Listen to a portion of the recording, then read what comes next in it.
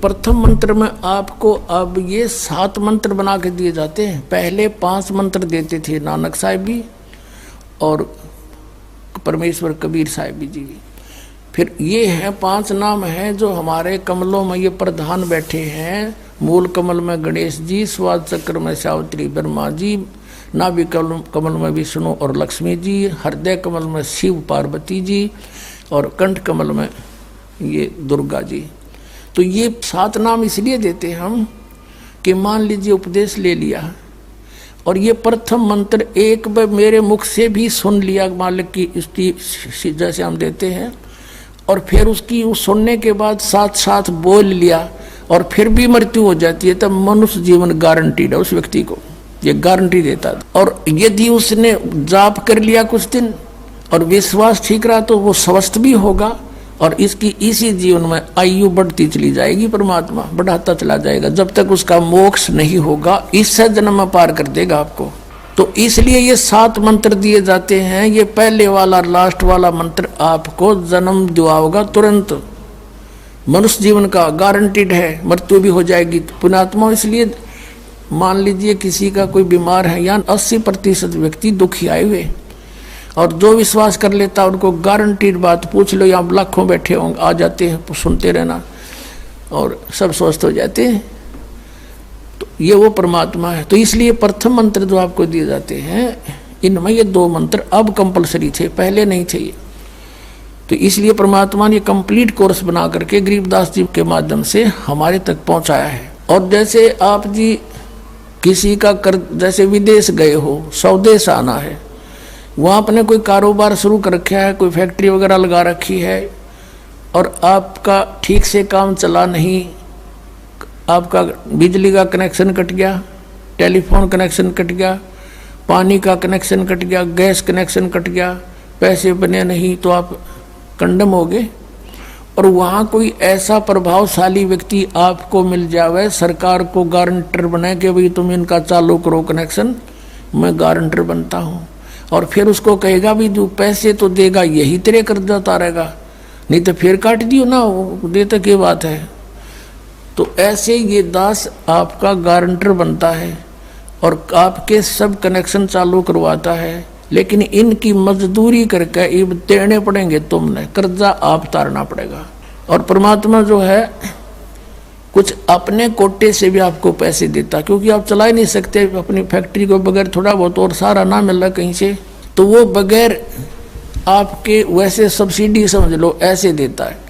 तो परमात्मा पहले आपको सब्सिडी देता है जिससे आप अपना काम चलाओ और फिर डट कर भक्ति करो, मर्यादा में रहो, आप धनी हो जाओगे, बहुत शीघ्र धनी हो जाओगे। बहुत कीमत है इन मंत्रों की। इन भगवानों के जो 5 प्रधानों से आपने मुक्त होना है, त्रिकुटी पर जब जा सको हो उस समय पहुंच पाओगे जब इनसे आप अपना नो डू सर्टिफिकेट ले लोगे। अब ये मंत्र जो 2 मंत्र फर्स्ट और लास्ट है इन 7 मंत्रों में, इसके साथ मिलने से ये मंत्र जो प्रथम जाप आप करते हो, इनका ऋण मुक्त हो जाने के बाद भी कुछ आपकी कमाई यदि बचगी तो इन 2 मंत्रों के प्रभाव से ये कन्वर्ट हो जाएगी आपकी सतलोक चालन वालिया में, इनमें से बच भी गई तय। और फिर जब आप यहाँ से प्रस्थान करोगे तो आपका अकाउंट, अब ये कहते हैं राधा स्वामी धन धन सतगुरु वाले, ये जय गुरुदेव वाले कहते हैं, हमारे गुरुजी तो कहते हैं हम तो सीधे त्रिकुटी से चलते हैं। यहाँ बताते हैं त्रिकुटी यहाँ नहीं है, त्रिकुटी इसके पीछे बैक में है, यहाँ पर जो नीचे से सारा ये तंत्र साथ मिला हुआ आता है, यहाँ है पीछे। ये कहते हैं हमने ना तो वेदों की आवश्यकता, ना किताबों किसी और, ना हम गीता को मानते, ये भी तो किसी ने लिखी है, और हम तो सीधे त्रिकुटी से प्रारंभ करते हैं अपना रास्ता, त्रिकुटी से उसका किसी ने नहीं पता। ये सारे ऋषि महर्षि त्रिकुटी माथा मारा करते और उन्हें खक नहीं पाया आज तक। त्रिकुटी से तो बहुत आगे जाना हमने, और त्रिकुटी पर जाना कोई बालकों का खेल है, कोई बरवाले का बस स्टैंड है, चाहे पैदल पहुंच जाओ चाहे रिक्शा में बैठ कर पहुंच जाओ। त्रिकुटी इज द इंटरनेशनल एयरपोर्ट, त्रिकुटी अंतर्राष्ट्रीय हवाई अड्डा जानो। और वहाँ वही व्यक्ति जाता सैर सपट्टे, तो कोई धक्के खाए जाओड़ा क्या फायदा होगा, उसने देख भी और आ जाओ उल्टा, क्या फायदा उसका। वहाँ पर केवल वही व्यक्ति जाता है जो पहले टारगेट बना चुका होता है, और उस जिस देश में जाना है उसका पासपोर्ट और यहाँ की सरकार से नो ड्यू सर्टिफिकेट, और तब वो उस इंटरनेशनल एयरपोर्ट पर जाकर कुछ लाभ उठा सकता है। तो वहाँ से फिर आगे कैसे जाएंगे, उस त्रिकुटी पर पहुँचने के लिए तो सारा झंझट है, उस पर जाए पता फिर आप पे काम बन गया। तो त्रिकुटी पर जाने से पहले हमने इन भगवानों से नो ड्यू सर्टिफिकेट लेने पड़ेंगे। और आपकी ये ऐसी भक्ति है, इसे ऑटोमेटिक, ये देवता है, ये कोई किसी के साथ भेदभाव नहीं करते, आपकी कमाई एग्जैक्ट लिखी पाएगी कंप्यूटर की तरह, और जो आपका ड्यू शेष होगा आपको थमा दिया जाएगा। हृदय कमल में जीव रहता है, और इसके यहाँ से फिर ये सबसे पहले इसका रास्ता है त्रिकुटी बजाने का, सबसे पहले मूल कमल में जाना पड़ेगा। मूल कमल से फिर सीधा रास्ता बनता है त्रिकुटी तक जाने का। उससे पहले गणेश जी के लोक में से गुजरना पड़ेगा, उसका एक जैसे बैरियर होते हैं प्रत्येक बॉर्डर पे, यहाँ ऐसे बैरियर हैं। वहाँ जब आप जाओगे आपके सामने आपके मस्तिष्क पर जैसे लॉकेट होता है ऐसा लगा पाएगा, और तुरंत आपको कहा जाएगा चलो आप जाओ, आपकी ये पूंजी, और वो आपके उस मस्तिष्क में ऐसे लॉकेट पे वो नो ड्यू सर्टिफिकेट छपता चला जाएगा। फिर आगे चलोगे आप, आगे आप पहुँचोगे जब विष्णु जी के लोक में, वहाँ भी आपको ऑटोमेटिक मिलेगा, कोई बाधा नहीं मिलेगी, क्योंकि वहाँ तो चोरों को पकड़ा जाता है, सा को थोड़ा, वो देवता भी तो हैं, वो किसी के साथ जरा सी भी गड़बड़ नहीं करते। फिर ऐसे शिव के लोक में से शिव इस कमल में हृदय कमल से फिर त्रिकुटी कंठ कमल में आएंगे, फिर हम त्रिकुटी पर पहुंचेंगे। अब त्रिकुटी पर जाने के बाद इस सतनाम के जो प्रथम मंत्र का अकाउंट वहाँ देंगे, लेकिन वहाँ पर यह काल बकवाद करवा देता है। यहाँ का जो जितने देव हैं ये अपने सतर पर कोई गलती नहीं करते, ये करवाता है। जैसे श्री कृष्ण, इसने सारे प्रयत्न किए थे कि भी युद्ध ना हो, सबसे प्रार्थना की थी दोनों पक्षों से, फिर इन्होंने देख लिया था कि ये मानना नहीं, ये तो इन मत बुद्धि भ्रष्ट हो चुकी है।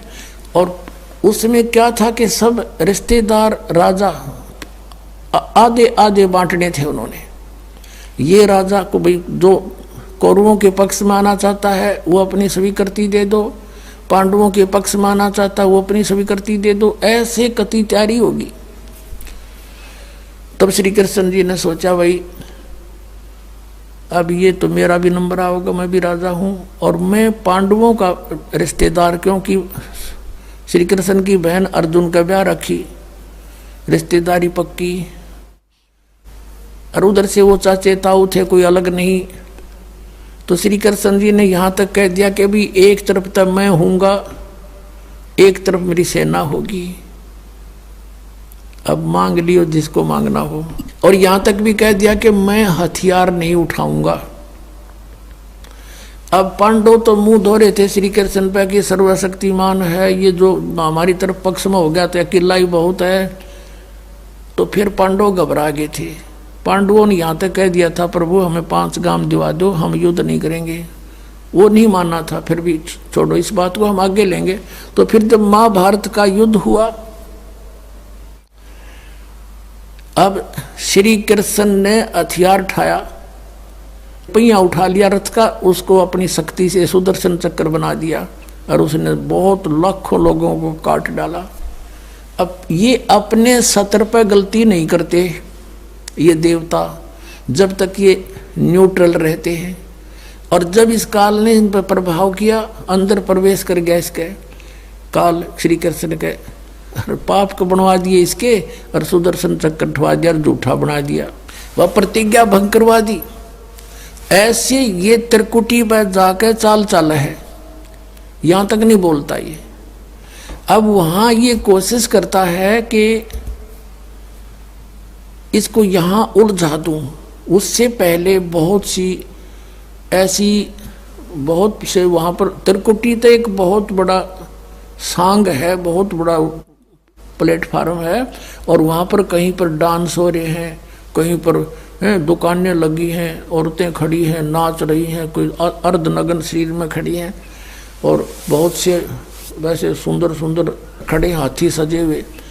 तो ये जीव वहाँ जाकर बिचल जाता है। सब ये नकली गुरु भी वहीं खड़े हैं, नकली गुरुओं का रूप बनाकर तो काल आता है, और अपने असली गुरु का रूप बनाकर परमात्मा आते। इस दास के रूप में आपको त्रिकुटी पर उपलब्ध होंगे परमात्मा।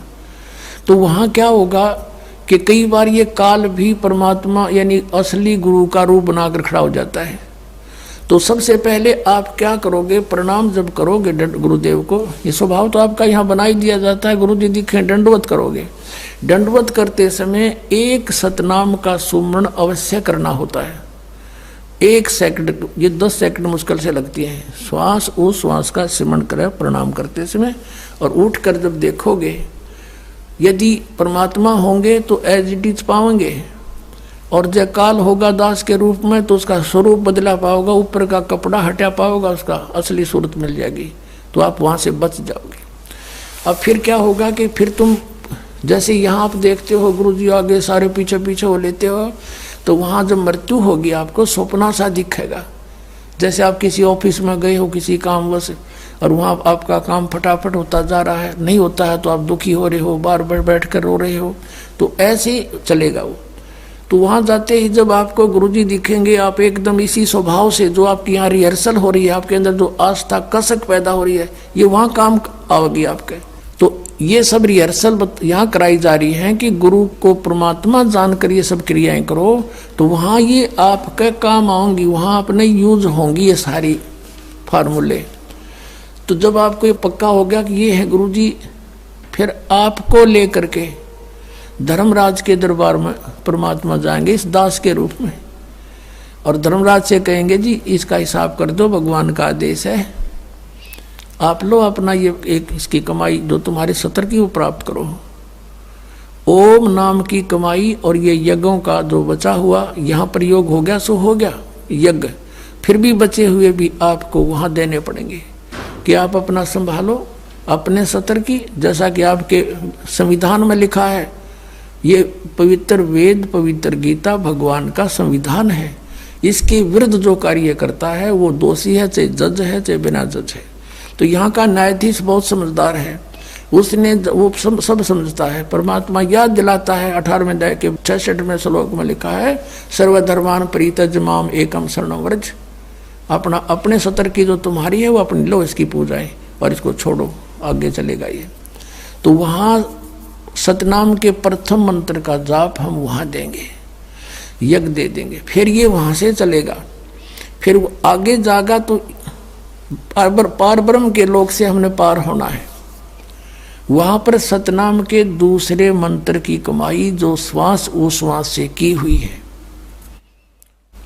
ये उसके दरबार में जाकर अक्षर पुरुष यानी परब्रह्म के लोक में जा करके उसको देंगे, वो आगे जाने अलाउड कर देगा, उसके 7 संग ब्रह्मांडों से पार होना हमने सहयोग देगा वहाँ से वो वहाँ तक जाने का, उस टैक्स के बदले में।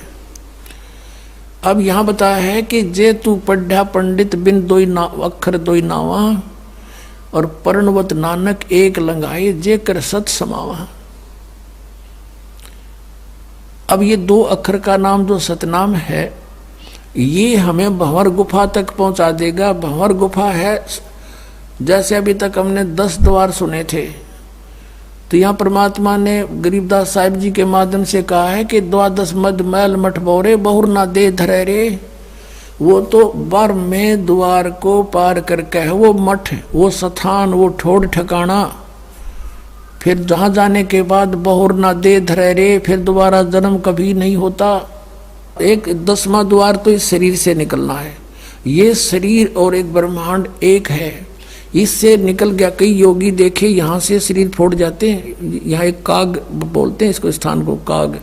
छोटे से बच्चे को आप देखोगे नर्म नर्म स्थान होता है, वो कई बार नीचे हो जाता है तो उसको एक देसी इलाज से ऊपर उठाते हैं हाथ से, तो इसको फोड़ के वो बाहर निकल जाते हैं। वो कहते हैं जिसकी मृत्यु यहाँ से हुई हो ना, उस योगी को कहा करते इसने ब्रह्मांड फोड़ दिया। ब्रह्मांड फोड़ दिया, केकला तोड़ दिया। ब्रह्मांड के बीच में, प्रत्येक ब्रह्मांड के बीच में वैक्यूम प्लेस है, खाली स्थान, बहुत लंबा चौड़ा। ये फिर वहाँ धक्के खाएं जाओ, उसका वहाँ के चक्कर काटे जाओ, ठंडी ठंडी इसमें लगती रहे, और वहाँ इसकी कमाई पूरी हो जाएगी, फिर वापस नरक में। और फिर 21 ब्रह्मांड का भी एक ग्रुप है, चारों तरफ से एक अंड आकार है, और 21वें ब्रह्मांड का कनेक्शन जो है उसके चारों तरफ भी फिर खाली स्थान है, और वहाँ से सीधा एक 11वां द्वार है, वो अक्षर पुरुष के लोक में प्रवेश होता है, 7 संघ ब्रह्मांडों का। वो 7 संघ ब्रह्मांड भी चारों तरफ से एक तरफ बंद हुए हैं, पैक हैं, और बीच में अलग अलग डिवाइड हैं, वो अलग है। तो जब 11वें द्वार को पार करेंगे तो उसमें प्रवेश कर जाएंगे, अक्षर पुरुष के लोक में। और 12वां द्वार जब है अक्षर पुरुष का, जो 12वां द्वार है अक्षर पुरुष के लोक से सतलोक में जाने के लिए पहले बीच में एक और स्थान है जो गुफा टाइप है, और उसको ऐसे गोल आकार है, वो ऐसे ऐसे जाएगा ऊपर को।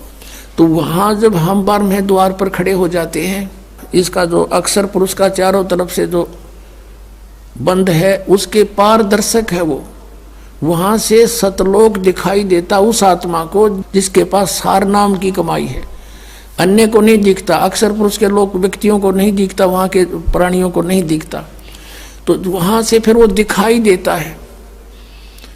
अब जैसे नानक साहब ने कहा है कि एक छुड़ावे एक लखावे, यूं तो छुड़ाओगा कालते सतनाम का पहला मंत्र ओम, और वो जो दूसरा मंत्र है वो लखावेगा, वहां जाकर एंड पे बैठा देगा, और वहां से आपको सतलोक दिखाई देगा, पार नहीं हो सकते। सार नाम है जिसके पास, तो फिर वो आगे उस भंवर गुफा से पार करके, और फिर आपको 12वां द्वार पार करके तब परमात्मा का वो मठ है, वो स्थान है, सतलोक है, जहां जाने के बाद साधक फिर लौट कर कभी संसार में नहीं आते। तो इस प्रकार ये अर्थ तो ये था 18वें अध्याय के 66वें श्लोक का। ये बालक के जाने, संस्कृत के जानने वाले विद्वान पाक रहे थे, इनको कख नहीं पता था, अनृत कर डाला इस अनमोल सदग्रंथों का।